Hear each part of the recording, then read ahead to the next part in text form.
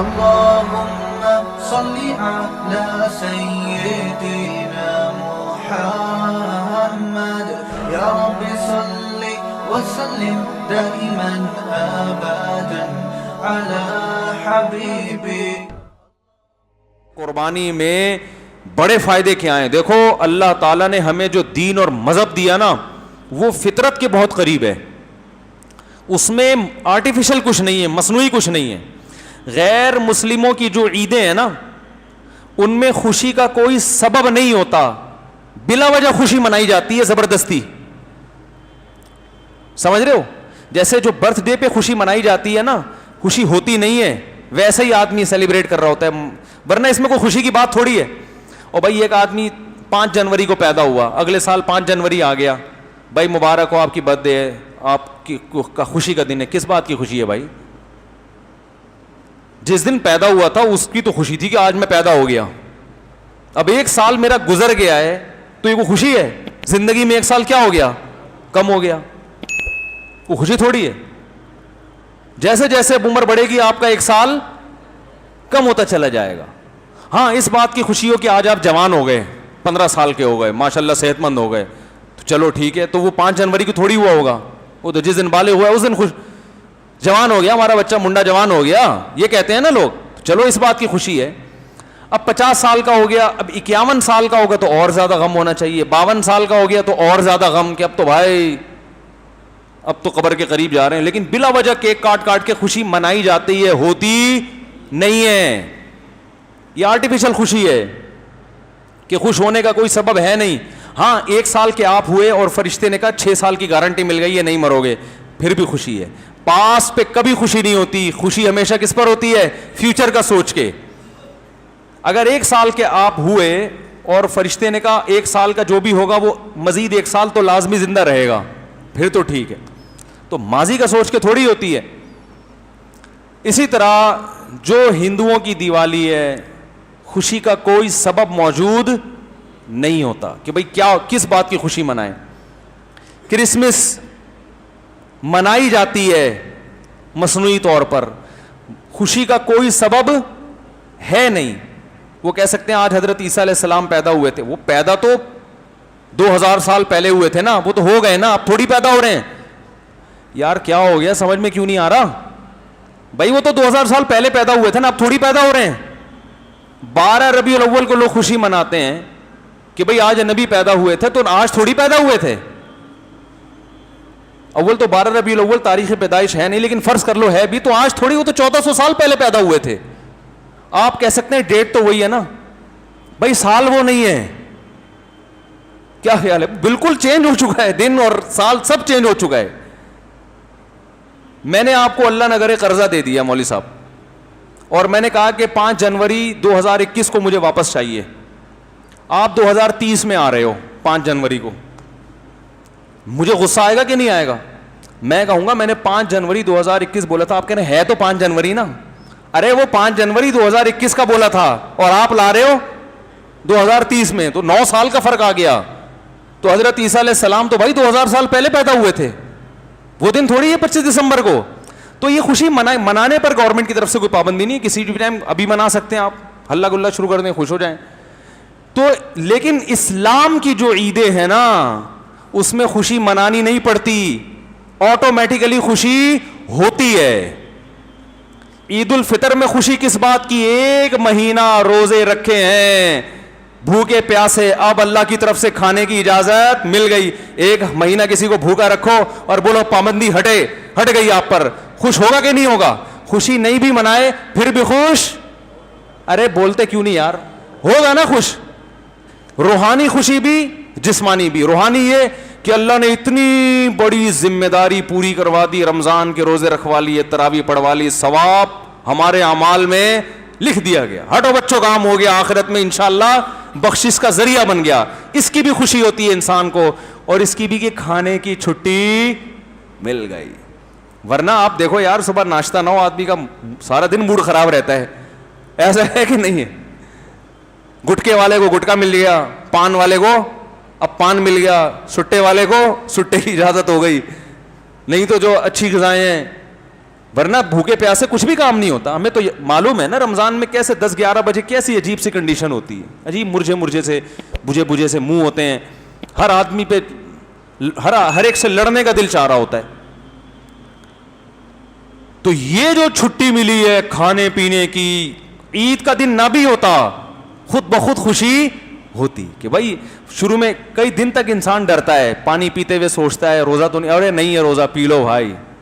تو ایسی بہاریں آ جاتی ہیں. تبھی عید کے دن کیسی چہروں پہ رونقیں ہوتی ہیں. جو رمضان میں جو بجھ گئے ہوتے ہیں نا چہرے, وہ ساری ایک دم چہرے کی رونق بحال. کھانے پینے کی 1 مہینہ بڑی بات ہوتی ہے, یہ آپ نے صبر کیا, اب چھٹی مل گئی. اور بقرعید میں بھی 2 خوشیاں ملتی ہیں سچی مچی کی, منائی نہیں جاتی, ہوتی ہے خوشی. وہ خوشی بھی روحانی بھی اور جسمانی بھی. روحانی خوشی کہ ابراہیم علیہ السلام نے جو بیٹے کو ذبح کیا تھا, اللہ کا ہم پر کتنا فضل کہ اللہ جانور ذبح کروا کے ہم سے ابراہیم علیہ السلام کی سنت پوری کروا رہے ہیں. ایک ایک بال کے بدلے میں نیکی مل رہی ہے. کیسا بہترین موقع ثواب کمانے کا اللہ نے ہمیں دے دیا, انگلی کٹا کے شہیدوں میں نام لکھوانے کا موقع دے دیا. یہ روحانی خوشی ہوتی ہے. اور جسمانی خوشی گوشت, اتنا گوشت پورے سال کھانے کو نہیں ملتا, اور اتنا تازہ, اور وہ گوشت جس میں روحانی برکت بھی, اللہ کے نام پہ ذبح ہوا ہے, اللہ کے لیے, اللہ کے حکم پہ, اللہ کی طرف سے ضیافت. یہ کام تو ہٹو بچوں ہو گیا کہ نہیں ہو گیا؟ آپ کسی کی بھی ضیافت قبول کرتے ہو, چاہے وہ دال چاول کھلا رہا ہو, نسبت کا بڑا فرق ہوتا ہے. او بھائی یہ دال چاول ایس ایچ او صاحب کے گھر سے آئے ہیں, 20 لوگوں کو بتائے گا نا, او بھائی آج ایس ایچ او صاحب کے گھر سے دال چاول آئے تھے, یہ گٹکا کمشنر صاحب نے دیا ہے. گٹکے پہ فخر کرتے ہیں لوگ. تو بقرعید کے دن ہمیں فخر کس بات پر ہے؟ ہم نے تو ذبح کر کے اللہ کو دے دیا, اللہ کا ہو گیا. اب اللہ نے فرمایا فَكُلُوا مِنْهَا, کھاؤ. یہ اللہ کی ملکیت میں چلا جاتا ہے. اب کس کی طرف سے ضیافت ہے؟ اللہ کی طرف. کھاؤ. فَكُلُوا مِنْهَا وَأَطْعِمُوا الْبَائِسَ الْفَقِيرَ, فرمایا خود بھی کھاؤ, غریبوں کو بھی کھلاؤ, رج کے کھاؤ, رج کے. اور اللہ اس دعوت میں اتنا حساس ہے, جیسے کوئی غیرت مند جب دعوت کرتا ہے نا تو کہتا ہے تمہارے باپ کو بھی کھانا پڑے گا. ایسا ہوتا ہے کہ نہیں ہوتا؟ بھائی آپ قبائلی علاقوں میں جائیں نا تو آپ کتنا ہی پیٹ بھر کے جائیں, جب آپ کے پی کے میں جائیں گے تو آپ یہ نہیں کہہ سکتے کہ میں نے کھانا کھایا ہوا ہے. وہ کہیں گے بھائی ہماری غیرت کے خلاف ہے, مہمان آیا بھوکا چلا گیا, تیرے باپ کو بھی کھانا پڑے گا. ایسا ہوتا ہے کہ نہیں ہوتا؟ بھائی غیرت ہے یار, مہمان آیا بھوکا چلا گیا, یا ہمارے گھر سے نہیں کھایا, کھانا پڑے گا. تو بھائی اللہ سے زیادہ کسی میں غیرت ہو سکتی ہے؟ اب مہمان کے پاس, آپ میزبان کے پاس گئے, ایک معقول عذر ہوتا ہے آپ کے پاس, آپ نے اگر نہیں کھانا تو آپ بول دو بھائی میرا کیا ہے, روزہ ہے, یہ بول سکتے ہو نا. اب وہ زبردستی تو نہیں کھلائے گا یار, اب مولوی صاحب سے روزہ کون توڑوائے گا. جائز ہے ایسے موقع پہ روزہ توڑنا, نفلی روزہ, لیکن عام طور پہ لوگ توڑواتے نہیں ہیں کہ چلو یار سارا دن رکھا ہوا ہے اب ہم ان کا روزہ خراب کریں. یہ ایک ایسا عذر تھا جو قابل قبول سمجھا جاتا ہے, بھائی آج تو مولانا صاحب کا روزہ ہے. تو یہ عذر بقرعید کے دن کیا جا سکتا تھا کہ اللہ آج میرا روزہ ہے, تیری طرف سے ضیافت ہے, لہذا میں ایکسکیوز کر رہا ہوں. میں کیا کر رہا ہوں؟ ایکسکیوز کر رہا ہوں, اس بیس پہ میں نہیں کھا رہا. تو اللہ نے اس دن روزہ رکھنے کو کیا کر دیا؟ بولتے کیوں نہیں بھائی؟ حرام. یہ بتانے کے لیے روزہ حرام کر دیا کہ تمہارے باپ کو بھی کھانا پڑے گا. کیا اس انداز ہے یار, کتنا مبارک گوشت ہے. یہ تو گوشت نہ بھی ہوتا میرے بھائی, یہ تو دال چاول بھی ہوتے تو بڑا مبارک تھا. کہ نسبت کس طرف ہے؟ اللہ کی طرف. اللہ نے کیا کر دیا؟ گوشت. اور اب سوال پیدا ہوتا ہے, اللہ جب اپنے بندوں کی ضیافت کر رہا ہے تو گوشت سے کیوں کر رہا ہے؟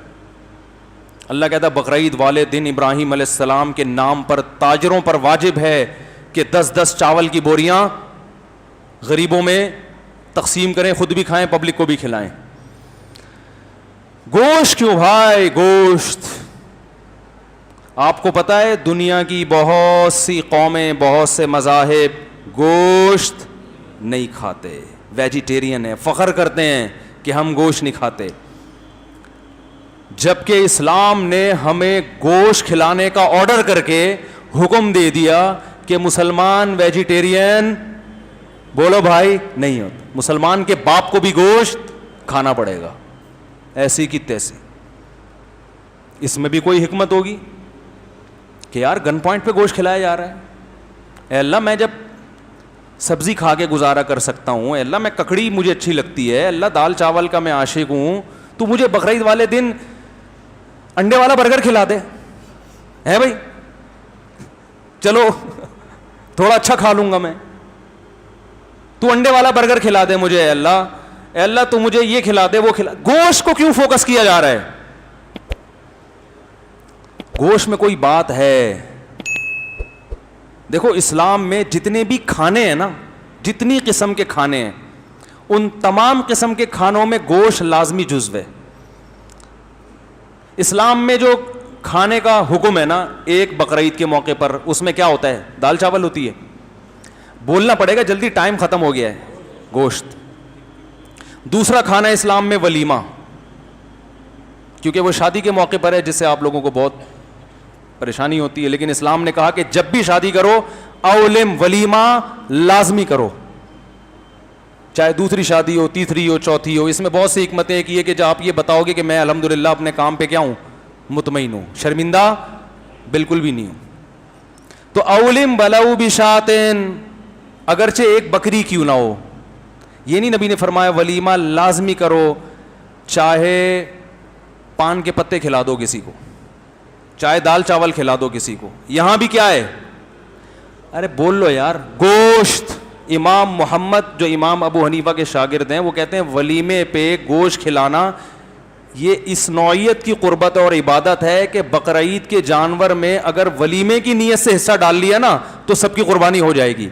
فتویٰ نہیں ہے اس پہ, لیکن ایک مثال دے رہا ہوں کہ اتنی بڑی قربت, اتنی بڑی عبادت ہے یہ.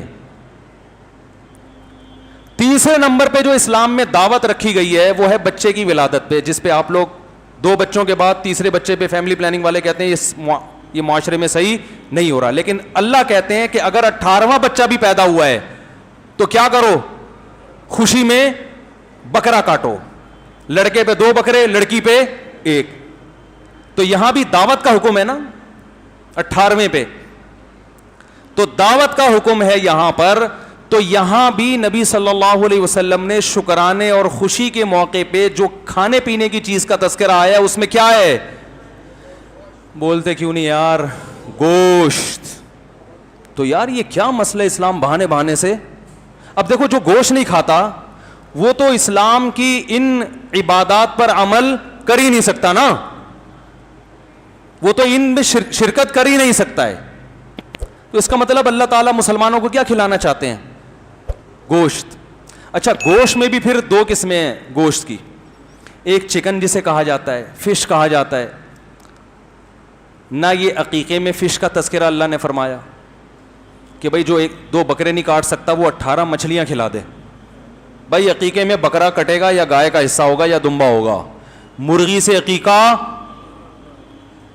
100 مرغیاں بھی کاٹ ڈالے نا, چاہے وہ دیسی مرغیاں ہوں, عقیقہ قبول نہیں ہے. بقرعید میں آپ پورے پولٹری فارم پہ آگ لگا دیں, قربانی قبول بولو نا بھائی, نہیں ہوگی. مچھلیوں کے کنٹینر آپ پبلک کو کھلا دیں, عقیقہ نہیں ہوگا. تو یہ گوشت میں بھی اللہ نے جو یہ والے گوشت رکھے ہیں نا, دمبا, بکرا, اونٹ اور گائے, تو یہ اس لیے رکھے ہیں میرے بھائی کہ اس قسم کے گوشت کا مقابلہ فضا میں جب سبزی کھانے والے کے ساتھ ہوگا, چکن کھانے والے کے ساتھ ہوگا, تو فتح کس کی ہوگی؟ بھائی ابھے نندن سبزی کھا کے سوار ہوا تھا اور ہمارے پائلٹ گوشت کھا کے فضا میں اڑے تھے. تو جب گوشت کم, دیکھو گوشت ان جانوروں میں دیکھ لو نا, جو جانور گوشت کھاتے ہیں اور جو سبزی کھاتے ہیں دونوں کا کمپیئر کرو آپ. شیر کیا کھاتا ہے؟ گوشت. بکری کیا کھاتی ہے؟ تو کیا بکری شیر کا مقابلہ کر سکتی ہے بھائی؟ شیر کی دھاڑ دیکھو, واگا بارڈر جائیں نا آپ, دونوں طرف کی دھاڑیں سنیں, آپ کو سبزی اور گوشت کا فرق واضح نظر آئے گا.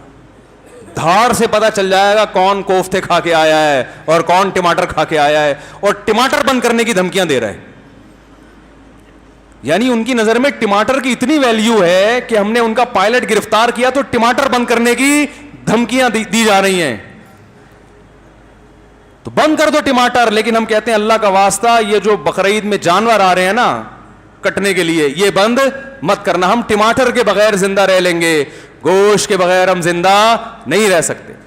تو گوشت کھانے والے کی طبیعت میں قوت غضبیہ ہوتی ہے, سمجھتے ہو؟ اور اللہ چاہتے ہیں کہ اس امت میں جہاد کا جذبہ برقرار رہے. یہ لڑنے والی امت ہے, کیونکہ اپنے وجود کو برقرار رکھنے کے لیے اس کو طاقت چاہیے, آواز میں گرج چاہیے, کھا جائیں گے ورنہ تمہیں یہ. تو اس لیے گوشت کھایا. وقت پورا ہو گیا, اس پہ بہت کچھ کہا جا سکتا ہے, پھر انشاءاللہ دوبارہ بات کریں گے. مفتی طارق مسعود صاحب کے بیانات سننے کے لیے youtube.com/مفتی طارق مسعود کو سبسکرائب کریں, اور اگر آپ لائیو ویڈیو کو کبھی بھی مس نہیں کرنا چاہتے ہیں تو سبسکرائب کرنے کے بعد بیل آئیکن پہ کلک کرنا مت بھولیں. جزاک اللہ.